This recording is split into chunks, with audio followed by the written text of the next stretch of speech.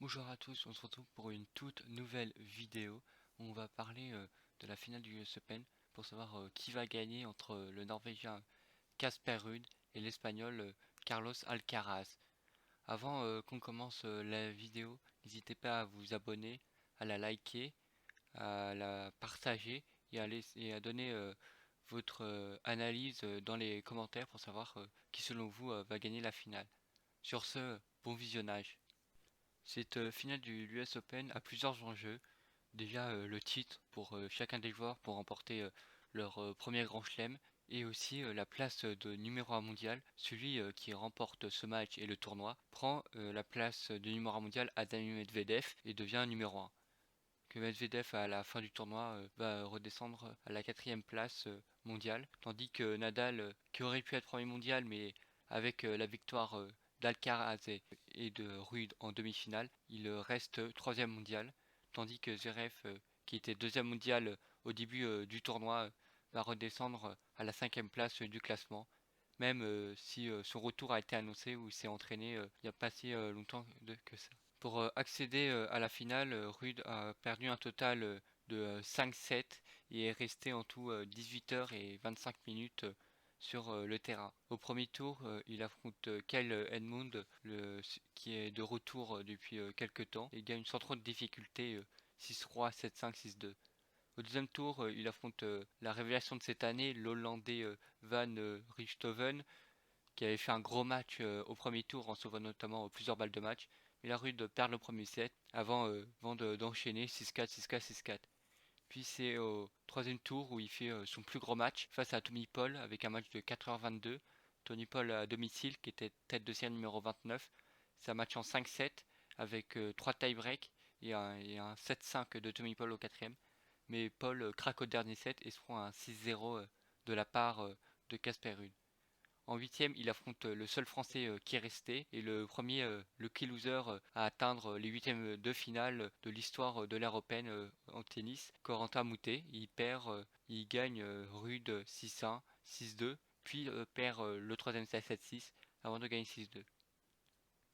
C'est en quart de finale où il surprend vraiment, où il affronte Matteo Berrettini, qui avait fait déjà une demi-finale et il va gagner assez facilement Rude en 3-7-0, 6-1, 6-4, 7-6.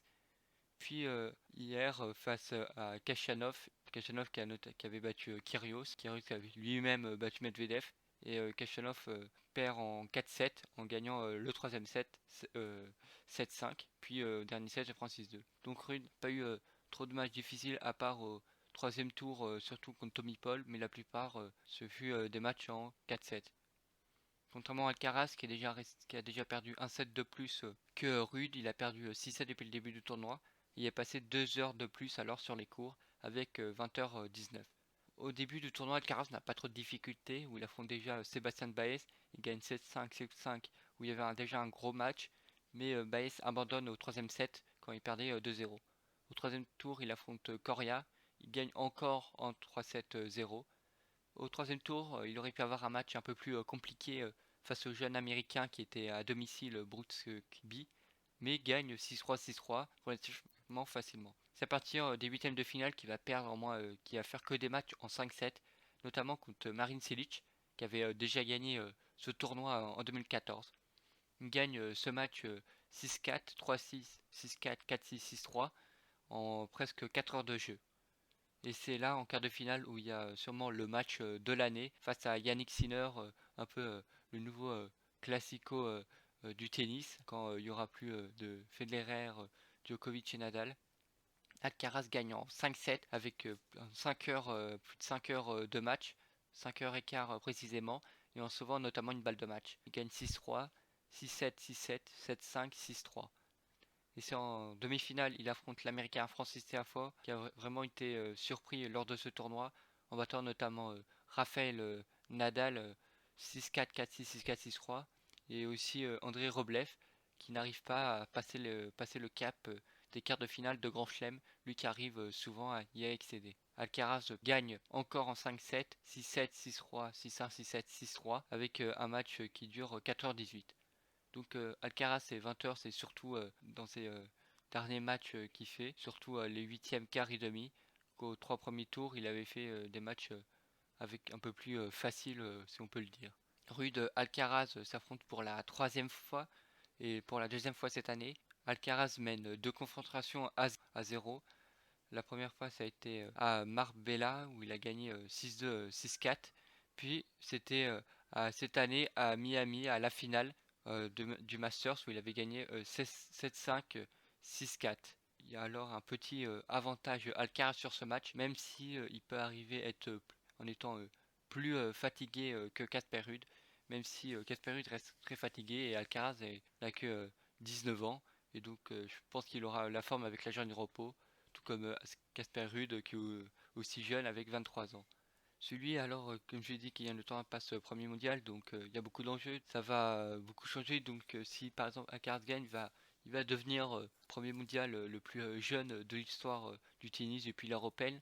Avant, le record était détenu par Lleyton Hewitt, qui avait été premier mondial autour de 20 ans ou 21 ans. Et donc cela va encore prouver sa précocité et annonce la suite pour gagner d'autres grands chelems, que Casper Ruud peut devenir premier mondial, mais reste quand même un joueur assez sous-coté. Il peut être assez critiqué, même s'il gagne l'US Open. Certains vont pas le considérer comme peut-être un numéro 1 mondial mérité, et donc ça peut causer du souci, surtout au niveau médiatique, et surtout avec le public qui va sûrement plus soutenir Alcaraz avec un jeu assez plus défensif et faisant plus de beaux points que Casper Ruud, qui a vraiment une grosse faiblesse en revers, et donc Alcaraz peut, je pense, pillonner sur revers de Casper Ruud, mais Casper Ruud l'a bien prouvé en battant notamment Berrettini avec un coup droit très puissant, et donc Ruud a des chances quand même de battre Carlos Alcaraz, et lui qui a déjà fait quand même une finale de Grand Chelem cette année à Roland Garros, et donc peut gagner là face à Alcaraz, sinon ça peut être une bête noire, mais cela peut être sûrement, il risque de se réaffronter dans d'autres tournois ou peut-être d'autres finales de Grand Chelem. Et donc moi je vois plus Casper Ruud remporter le tournoi face à Carlos Alcaraz, avec je pense va se venger des deux autres premières confrontations, et pour être le premier Norvégien à être prendre la place de numéro 1 mondial, tandis que c'était souvent dans les pays nordiques la Suède, notamment avec Borg, Edberg et Wilander. Mais Ruud, je pense, remporte face à Alcaraz, qui va peut-être être trop vouloir jouer Alcaraz, peut-être de faire de bons points, ou n'aura pas peut-être sûrement la tête de jouer à une finale. Ruud, on l'avait bien vu à Roland Garros, n'avait pas vraiment eu la tête dans son match, quoi. Il était pas était dans son match face à Nadal, on voyait plus en train de jouer son idole qu'en train de faire une finale de Roland Garros, même si Nadal avait été impressionnant. Et donc là, Ruud, en affrontant un joueur qu'il a déjà joué 2 fois, et qu'il a notamment perdu 2 fois, et donc peut, je pense, trouver plusieurs possibilités et peut-être changer de stratégie dans le match, ou pour juste uniquement pour ce match, notamment en faisant moins gaffe à sa faiblesse en revers, donc peut-être en tentant de faire plus d'amorti, même si Ruud peut avoir quand même pas mal de difficultés face à un Alcaraz qui va courir de partout. Pour conclure, on peut dire que Casper Ruud a un peu plus de chances de gagner que Alcaraz, à cause des 2 premières confrontations qu'il a perdues. Donc il aura envie de se venger, même si Alcaraz peut aussi remporter et exploiter la même stratégie qu'il a fait lors des 2 précédents matchs, notamment à Miami, qui était aussi un tournoi sur dur.